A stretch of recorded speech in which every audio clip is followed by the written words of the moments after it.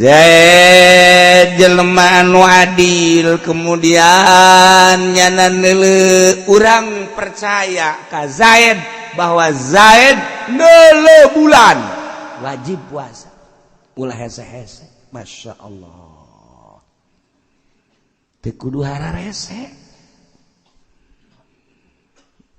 Contoh di Cakung biasana nyana ngalaksanakeun ru'yat, urang percaya ka jelema anu ru'yatna tanpa lapor ka negara nyana wajib puasa lantaran neuleuh bulan. Bagi jelema nu percaya ka nyana atuh wajib deh. Kumaha lamun teu percaya atuh los teu kudu puasa, emang biasana ge tilok ieu. Ieu bajang nu percaya ka Cakung bahwa nyana neuleuh bulan, urang percaya atuh wajib teu kudu dipermasalahkeun. Kunaon sih kudu dipermasalahkeun? Teu kudu dipermasalahkeun. Cenah nyana teu lapor, teu kudu lapor ka negara. Mun urang ngaji fikih kos kitu. Eueuh kudu dikunci masjid. Eueuh masing-masing ibadahna kan ka Gusti Allah. Nyana percaya ka ru'yat Cakung atuh wajib. Oh masalah. Masya Allah.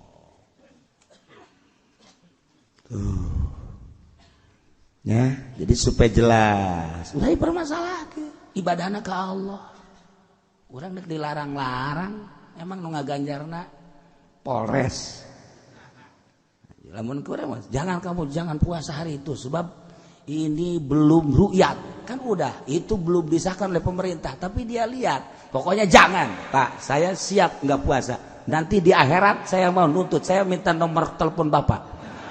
Nomor HP Bapak, ntar saya telepon ke malaikat Zabaniyah, Pak.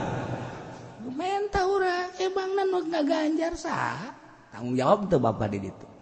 Tanggung jawab, boro-boro gua jawab aing pugu sia ge. Hararese ibadah malain kitu. Asal aya dalilna. Tah, abeh jelas teu kudu dipermasalahkeun. Boro-boro di Cakung lu diitung. Jelema ke pantai cerita kemudian nyana neuleuh bulan. Pas di peuting guru neuleuh nyana bulan. Urang percaya ka nyana wajib lantaran nyana neuleuh bulan. Nu percaya wajib deh ka nyana.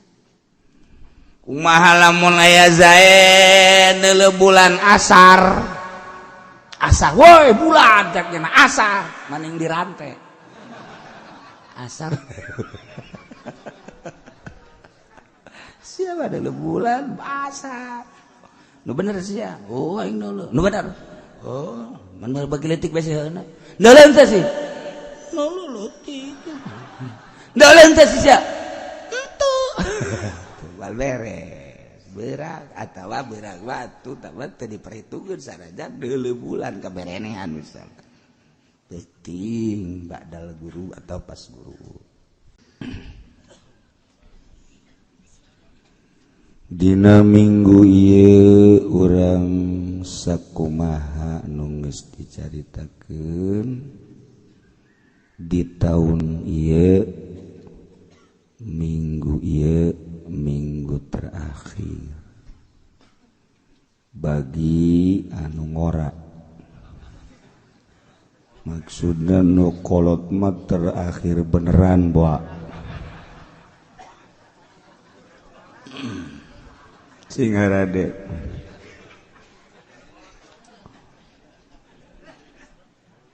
hawana geus beda rarasaan geus puasa bae kulantaran rarasaan geus puasa atuh peuting dahar saur dahar beurang dahar janjan ningkatkeun dahar hawana beda geus kahieuman ku bulan suci Ramadan hingga urang selaku umat muslimin muslimat untuk menyambut Ramadan urang siap-siap mencerna ilmuna supaya puasa urang sesuai jeung nu dianjurkan kudu nganjurkeun ulah sakadar ngaranna we puasa teh horeng cak nu nganjurkeunana ja aing mah teu nganjurkeun kitu puasa supaya akur jeung nu nganjurkeunana yani Allah urang siap-siap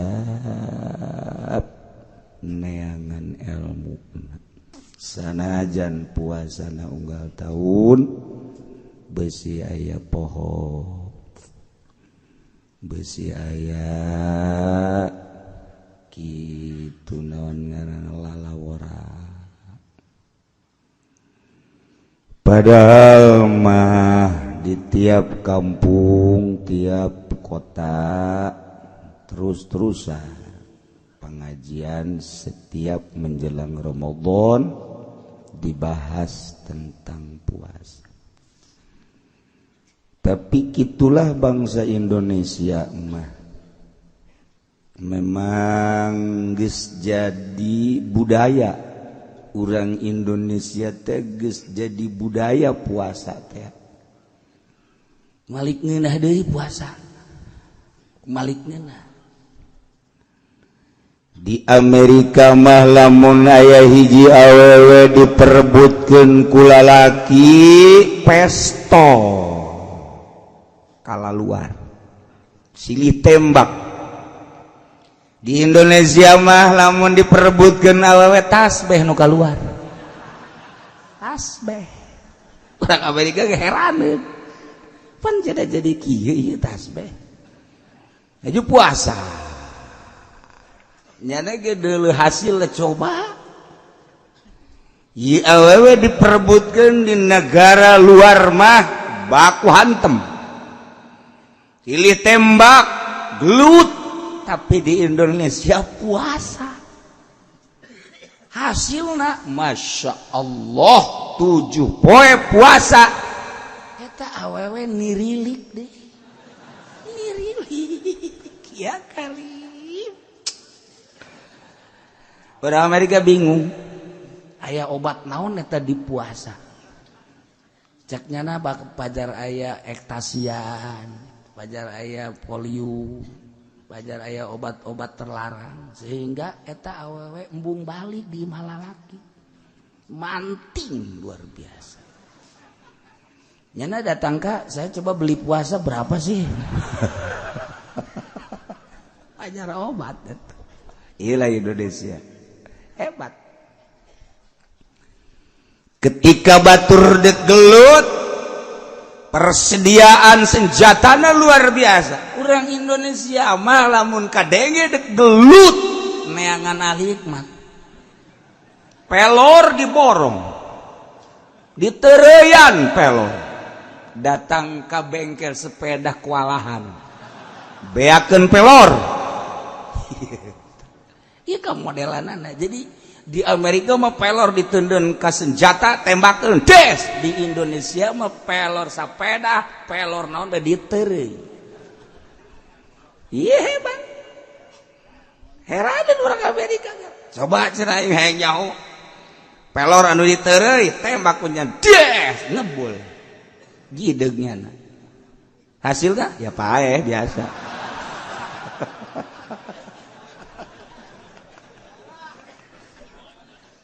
Masya Allah. Jadi kan jadi budaya. Jadi budaya puasa teh. Mentak nyaritakeun puasa di Indonesia teu aneh. Teu aneh. Ya, puasa aing geus biasa. Atuh pejabat bagi pejabat puasa teh Senin Kemis loba. PNS puasa Senin Kemis loba. Pedagang Senin Kemis puasa ambalaya. Kiai ti loba. kiai mah tilok wae ustad tilok mun ditanya kiai kok tilok geus baheula mun ayo bae ceuk ya Allah ya Karim. Nah, sesuatu anu teu aneh lantaran ngarasa kewajiban. Budak leutik di Indonesia mah milu puasa. Budak leutik milu puasa. Ketika budak leutik teu kuateun datang ke jam 12 indungna ge milu. Bapana geus leuwih ti heula isuk-isuk. Di Indonesia ieu parah ini jadi budaya puasa teh. Mata kurang bersyukur ka Gusti Allah, kurang hirup dijadikan bangsa Indonesia.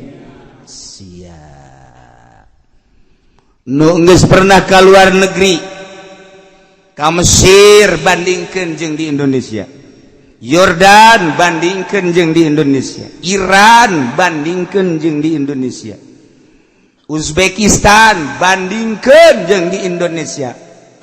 Nikmatan keneh di Indonesia. Kobo jeung Singapura. Di Singapura mah ngarokok bae geng ditangkep. Di urang ngarokok ga jus-jus bae. Woi bae terus jeung rokona deuk naon bae. Timiti rokok jarum datang ke bakolos. Eueuh nu nangkep di urang. Ngagoler ge ngagoler masalah. Ieu di urang bebas di urang. Senang. Di Uzbekistan subur luar biasa negara, tatangkalan pohara dikondisikan ku negara jang nyiramna sehingga rejo luar biasa.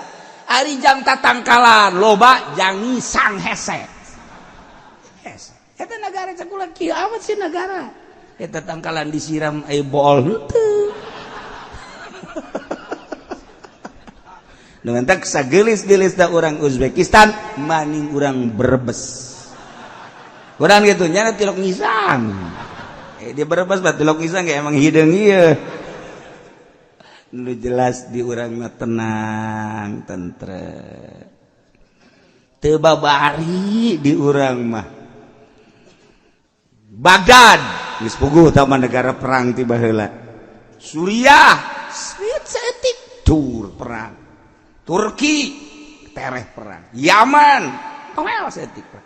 Di urang dek dikondisikan perang, diadukan Muhammadiyah jeung NU, diadukan HTI kuari geus mararuncul, diadukan deui berbagai organisasi geus puguh partai beres sasalaman partai sakitu desak-desakan wah luar biasa Golkar P3 PDI dan lain bangun dek berlut beres pemilu nyana pelukan urang rugi urang Masya Allah. Nah iyalah orang hirup di Indonesia, orang bersyukur tentrem tenang alhamdulillahirabbil alamin. Iyalah puasa orang bahas ala kadar. Yajibu shaum Ramadan wajib puasa bulan Ramadan disababan ku salah sawiji perkara anu 5 nomor kahiji bikamali Sya'ban salasina yauman sempurna bulan Sya'ban 30 poe. Lamun bulan Sya'ban geus 30 poe isukna dekat deuleu dek henteu bulan puasa. Sebab di bulan Hijriah yakni bulan Islam eueuh 30 hiji. Nomor kedua biru'yatil hilal neuleuh bulan sabit pihak iman rahu dihak jelema nu neuleuh kana eta bulan wa in kana pasikon sanajan tukang main gapleh. Keur main gaple bae nya kieu bulan kadeuleu goyana biasana balak genep neuleuh bulan. Nah bagi nyana nu neuleuh bulan wajib puasa. dua.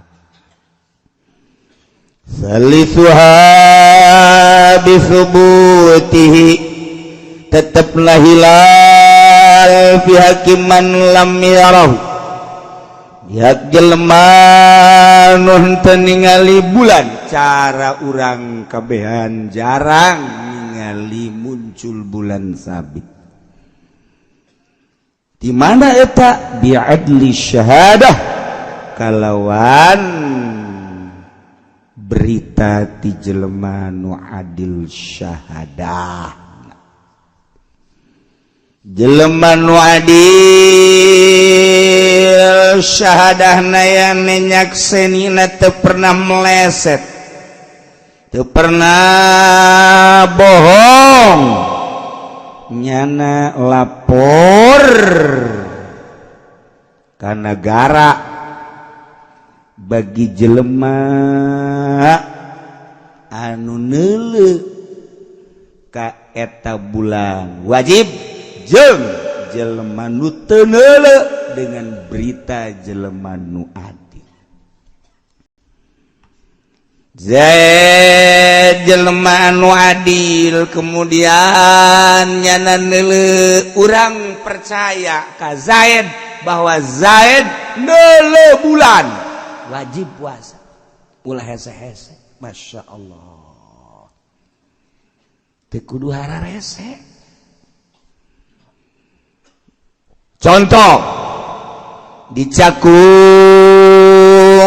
biasana nyana ngalaksanakeun ru'yat, urang percaya ka jelema anu ru'yatna tanpa lapor ka negara, nyana wajib puasa lantaran neuleuh bulan. Bagi jelema nu percaya ka nyana atuh wajib deh.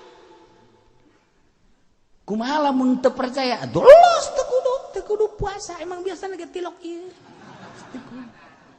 Ieu bajang nu percaya ka Cakung bahwa nyana neuleuh bulan, urang percaya atuh wajib, teu kudu dipermasalahkeun. Kunaon sih kudu dipermasalahkeun? Teu kudu dipermasalahkeun. Cenah nyana teu lapor, teu kudu lapor ka negara. Mun urang ngaji fikih kos kitu. Eueuh kudu dikunci masjid. Eueuh masing-masing ibadahna kan ka Gusti Allah. Nyana percaya ka ru'yat Cakung atuh wajib. Oh masalah. Masya Allah. Tuh. Ya, jadi supaya jelas. Udah dipermasalahkeun ibadahna ka Allah. Urang dek dilarang-larang, emang nu ngaganjarna Polres. Lamun kurang mas, jangan puasa hari itu sebab ini belum ru'yat. Kan udah, itu belum disahkan oleh pemerintah, tapi dia lihat. Pokoknya jangan, Pak, saya siap nggak puasa. Nanti di akhirat saya mau nuntut, saya minta nomor telepon Bapak. Nomor HP Bapak, ntar saya telepon ke malaikat Zabaniyah, Pak. Minta urang, bangna nu ngaganjar sah. Tanggung jawab tuh Bapak di ditu. Tanggung jawab, boro-boro gua jawab aing pugu siage. Hararese ibadah malain gitu. Asal aya dalilna. Tah, kabeh jelas. Teu kudu dipermasalahkeun. Boro-boro di Cakung lu diitung. Jelema ke pantai cerita kemudian nyana neuleuh bulan. Pas dipeting guru neuleuh nyana bulan. Urang percaya ka nyana wajib lantaran nyana neuleuh bulan. Nu percaya wajib deh ka nyana. Kumaha lamun aya Zaid neuleuh bulan asar. Asar woi bulan cek nyana asar maning dirantai. Asar. Siapa ada bulan basah. Nu bener sia. Oh aing neuleuh. Nu bener. Oh, mun bagi leutik bae seuna. Neuleuh teh sih. Neuleuh leutik. Neuleuh teh sia.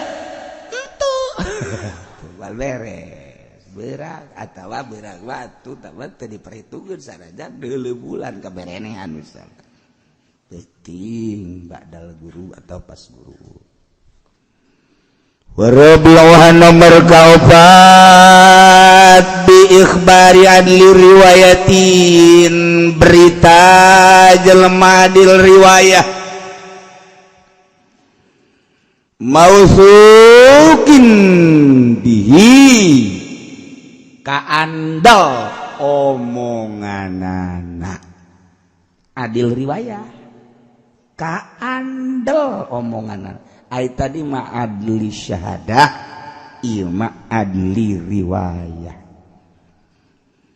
Zaid jelema anu bener-bener omonganana lurus tilok meleset tilok ngabohong adil riwayah omonganana teu pernah bohong jarang tak di tahun 2015 jelema anu omonganana tilok bohong jarang. Mausukin bihi kaandel omonganana kapercaya kaandel lantaran tilok bohong. Dicontohan kaandel teh heula pamajikanana bae. Zaid boga pamajikan Sarwiti, kemudian tanya Sarwitina, Mbak Sarwiti, ya, ai salaki Zaid teh kumaha teh sapopoena sok ngabohong dan ditanyakeun. Salaki aing tak asal nanya ka pamajikanna kos kitu geus, mun nyana ngomong-ngomong neuleuh bulan udah dipercaya. Komo nu nyandung mah geus ditadakeun ka kolot. Mbak kumaha sih teh salaki ulah dipercaya salaki aing ulah dipercaya kunaon gitu geus kari itu cenah deuk balik henteu mun ditanyakeun kakang moal waka balik cenah poe ieu mah ya bisnis horeng cindekem di nugora ngebohong salaki kakang mah salaki neng mah ulah dipercaya salaki teh beres mah salaki nu nyandung nu kolot hampir teu percaya. Tanya ka nu ngora. Neng boga salaki Zaid. Kumaha teh omonganana? Tu ngaran-ngaran we nyandung. Geus bari percaya. Tah, jelema nu kos kararitu mah tah mun neuleuh bulan ulah dipercaya. Oh lah atuh ka nu kolot ka nu ngora ngabohong. Haju nu nyandung mana deui nu tilok ngabohong? Jarang. Tenyandungan sok nggak bohong we ulah dipercaya komo kuari musim HP eta nggak bohong teh dianggap lalap punya pajar terong ora nggak bohong teh HP Masya Allah deres mun lain kiai pejabat mah nggak bohong tama parantina pedagang nggak bohong emang tama raja bohong geus tama sanajan ka neraka ge meujeunna lah. Ieu mah kiai ngabohong, make HP. Ka pamajikanana. Atuh, tah mun jelema kos kitu da leuwih ulah percaya sebab teu adil riwayah. Tanyakeun ka anakna, mithluhu mausukun bi zaujati wa jariyati wasadiqi babaturanna tanya kumaha omonganana. Urang nanya, iya ya Haji Pedi nyaritakeun neuleuh bulan ke aing babaturanna teh sia ieu nya nanya ieu kumaha tah omonganna sa Haji Pedi ngomongna jeung bool jeung tihang karat geus ulah percaya jelema kos kitu ieu tah sebab betul omongan iraha benerna tuh nyana sih tah lamun geus babaturan ngomong kos kitu geus ulah dianggap kos kitu. Itu keur contoh, mantap nyontohan asli.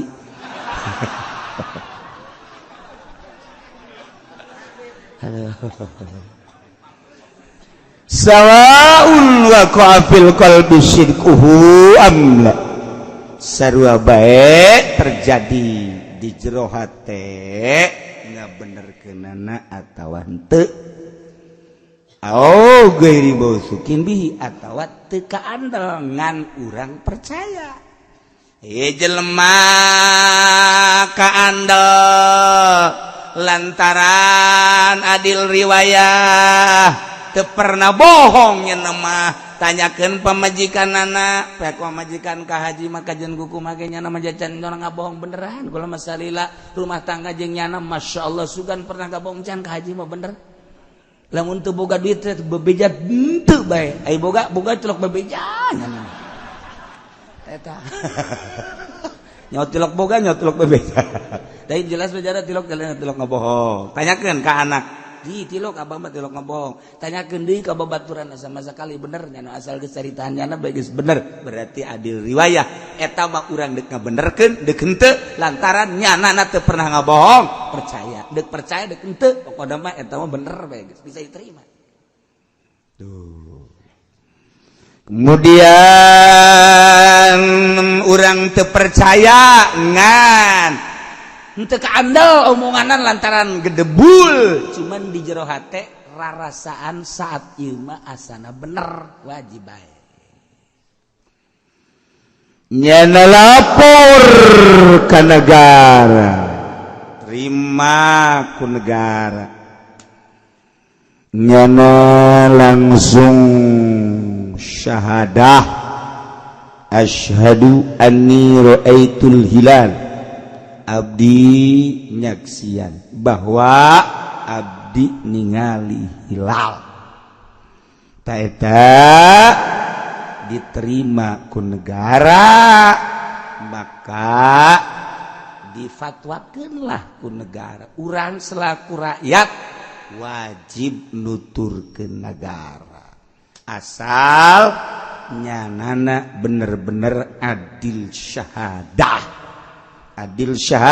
lapor ke negara nyana langsung nyaksian asyhadu anni ra'aitul hilal terima patakeun ku negara syahadahna syahadatu hisbah aila marjua biha thawabad dunya nu nyaksianana karena Allah ulah aya pengkondisian di negara ulah aya tujuan dibere ku negara ulah aya hayang dibere ulah aya hayang digaji tapi bener-bener nya nama lillahi ta'ala tah saksina kudu model kos kitu tinggal ditanya bae aya eueuh di negara anu saksi syahadah hisbah karena Allah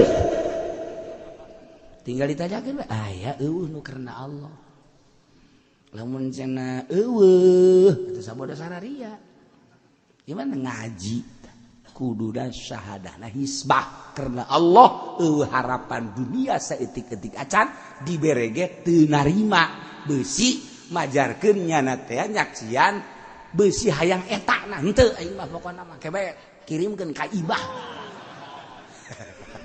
tolol tuh pokos kitu mah aya seta syahadah batak di negara kuari pacogregan bae lantaran nyanana teu adil syahadah terserah deuk neuleudek henteu lantaran aya harapan kedua yakni hayang embel-embel di luar syahadah gaji lah bere lah sanajan cekeun eta mah dibere ya aing mah teu hayang sabodo sia sebab cak di dieuna ulah aya harapan dunia pamere gaji dibere ge ulah dae coba tanyakeun aya eueuh jelemana tinggal sakitu doang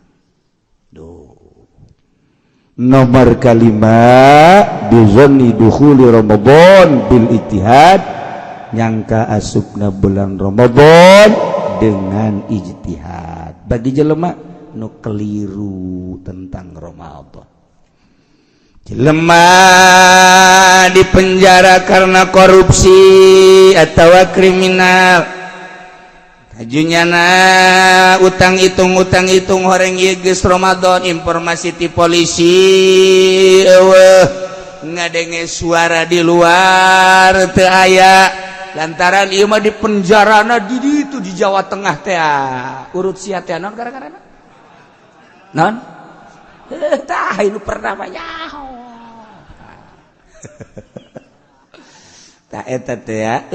suara informasi nyana ijtihad ialah Ramadan wajib dengan hasil ijtihadnya.